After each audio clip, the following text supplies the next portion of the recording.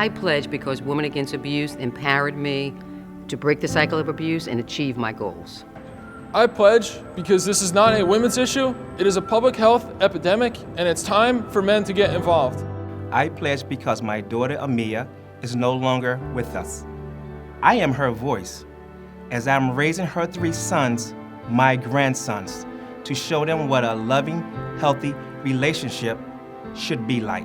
I pledge because I want to live in a world of peace, in a society where we are all free to thrive and be all that we can be.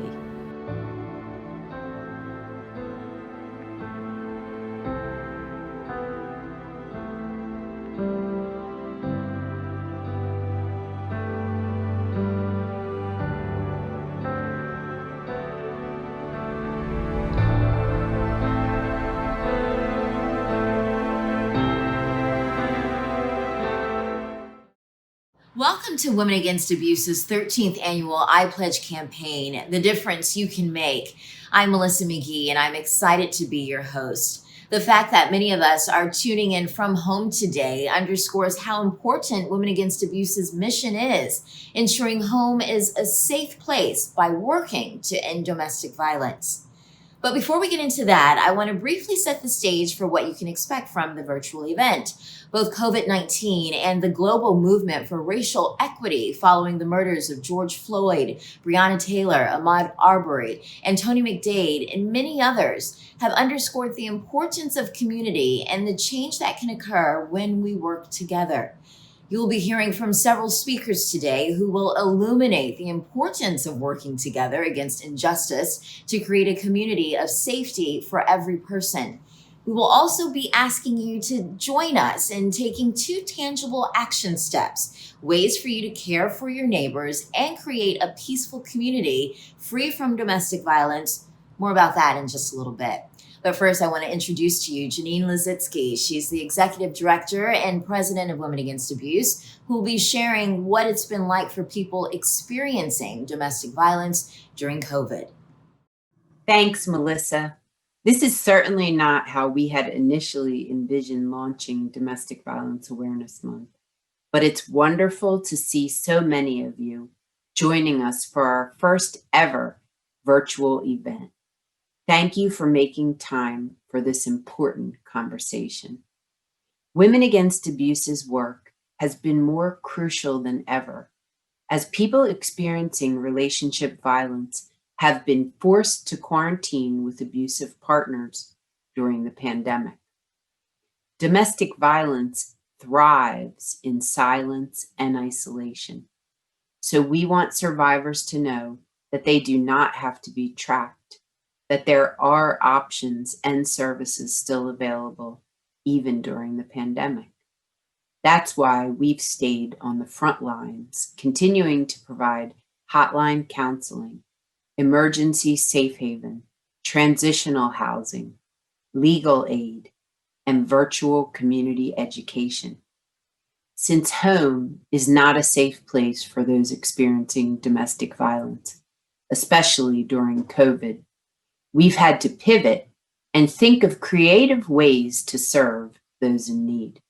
I am thrilled to announce that in a few short weeks, Women Against Abuse will begin to offer chatting as an alternative to the Philadelphia Domestic Violence Hotline. Adding this new technology will make accessing support and the safety it provides much more flexible for people who cannot make a call. Over the past several months, hotline callers were sharing that their abusive partner was home when they were making the call. As a result, we experienced many short, frantic, quick calls, more hang-ups, and more abrupt endings. It became evident that we needed another way for folks to access help safely. And we are so grateful for the opportunity to implement chatting software that will meet this critical need. We are in the final stages of testing, and we'll be rolling out the new chat option through our website next month. You'll be able to visit womenagainst.abuse.org to access this new service. I'd now like to introduce you to Nicole Armstrong, Client Services Manager at Women Against Abuse, who is going to share what it's been like in the safe havens during the pandemic. I think that when you're walking into the safe haven, there is a general feel of safety, but also there's a sense of health. We are stronger when we're all working towards the same goal. Everybody wants to be safe. Everyone wants to be healthy.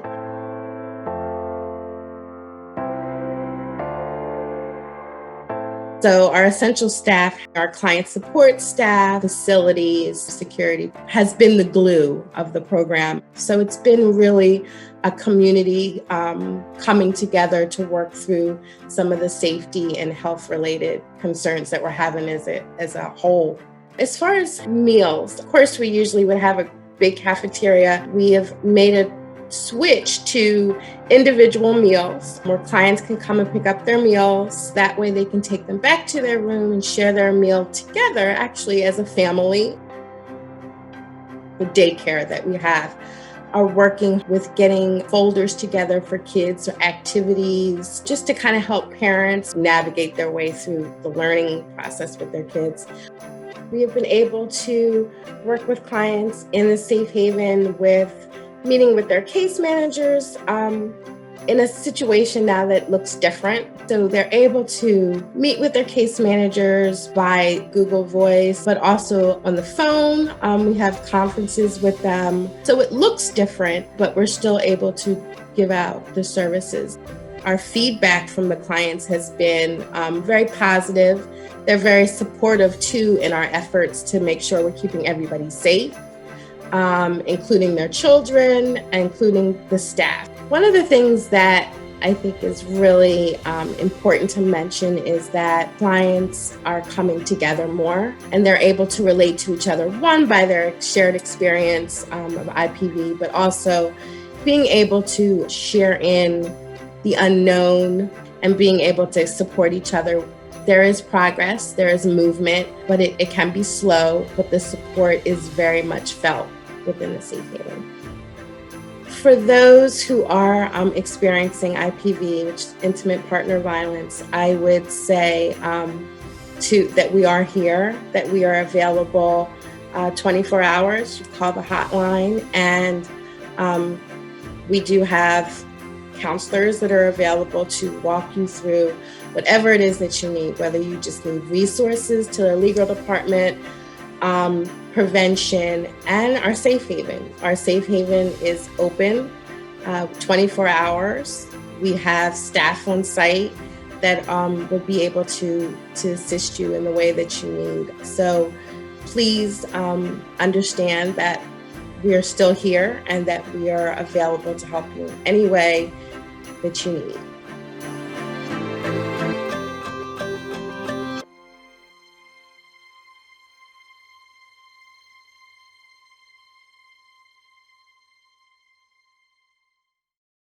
I am honored to introduce to you Dr. Rachel Levine, Pennsylvania's Secretary of Health, who's been on the front lines of fighting the coronavirus and keeping Pennsylvanians safe. Dr. Levine, thanks for joining us today. We know that these past few months have been very difficult on families who are trying to cope with so many challenges.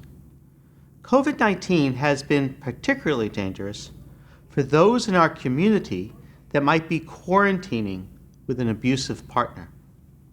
Intimate partner violence affects all people, regardless of sexual orientation or gender identity, and must be addressed as the public health epidemic that it is.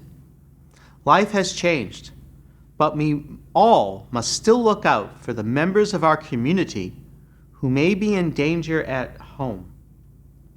That is why it is so important for everyone to get involved in efforts like iPledge to ensure that those suffering from domestic violence know that they are not alone and there are resources and people like you and me who care about them. If you suspect something is wrong with a neighbor, family member, student, client, or even someone you might see at the grocery store, please say something. Signs of potential abuse and neglect include numerous unexplained injuries or bruises, chronic anxiety and expressed feelings of inadequacy, poor impulse control, and demonstrating abusive behavior or talk. There is help, and you are not alone. Thank you, Dr. Levine. Up next, we're joined by Christian Hayden, a community educator and co-chair of the Racial Justice Committee at Women Against Abuse. Christian is going to share a spoken word reflection with us. And I'd just like to ask all of you if you're able to take a moment to close your eyes, quiet those thoughts, and focus on Christian's powerful words.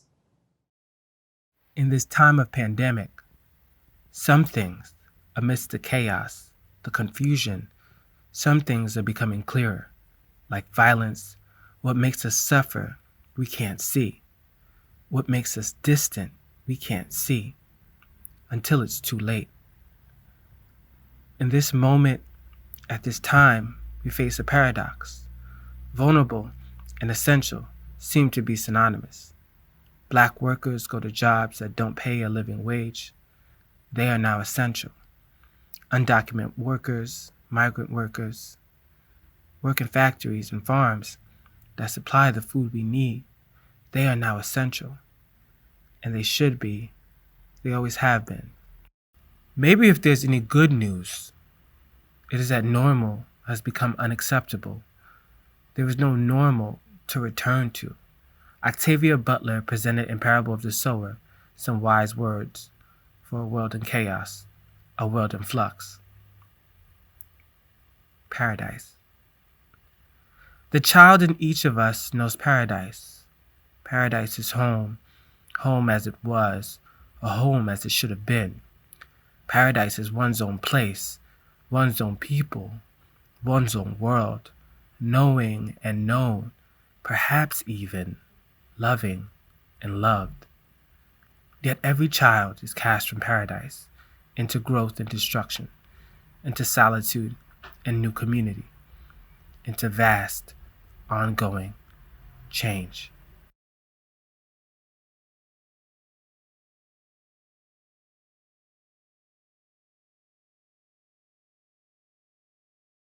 Thank you, Christian, for sharing such moving and thought-provoking truths with us.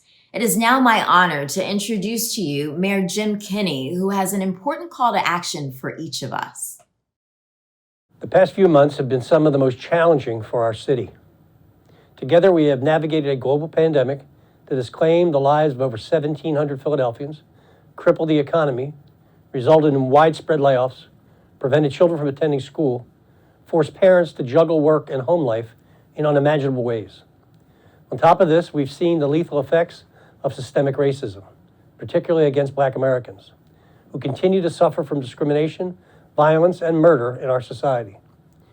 At a time when COVID-19 is forcing us to keep our distance from one another and our country feels more divided than ever before, the importance of community, even in a virtual sense, has become increasingly evident. iPledge is a way for us to come together as a community in solidarity with those experiencing domestic violence, to make sure they know that they are not alone. Imagine the difference we could make if people experiencing domestic violence had a community of support. Imagine the difference that a community of advocates like those of us here today could make in our city. Don't just take a pledge today, live it out.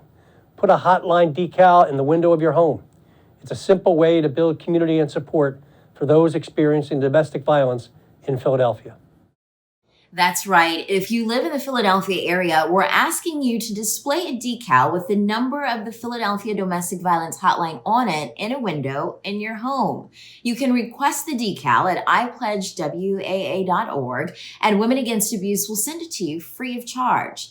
This is an easy way to truly care for your neighbors and let them know resources are available if they are experiencing an abusive relationship. We're now ready to close out our event with the Pledge Against Violence. For those of you who have joined us in the past, we normally recite the pledge all together as a symbolic statement of solidarity. Well, we're going to try to do the same thing today, and you'll notice the text for the pledge along the bottom of your screen in English and Spanish. So please join us. I pledge to take action as an advocate for healthy relationships. I will believe survivors of relationship abuse and amplify the voices of those that have been silenced. I will actively work against oppression and commit to being part of the change needed to create a community that is safe and just for every person. Wow, that was really powerful. And remember to also sign the pledge at iPledge, WAA.org. And don't forget to request a window decal for the hotline number while you're at it. We will mail those out to you for free. So just request one at iPledge, WAA.org. I want to extend a special thank you to today's speakers and also thank all of our guests for joining us today for Women Against Abuse's 13th annual iPledge campaign. Take care.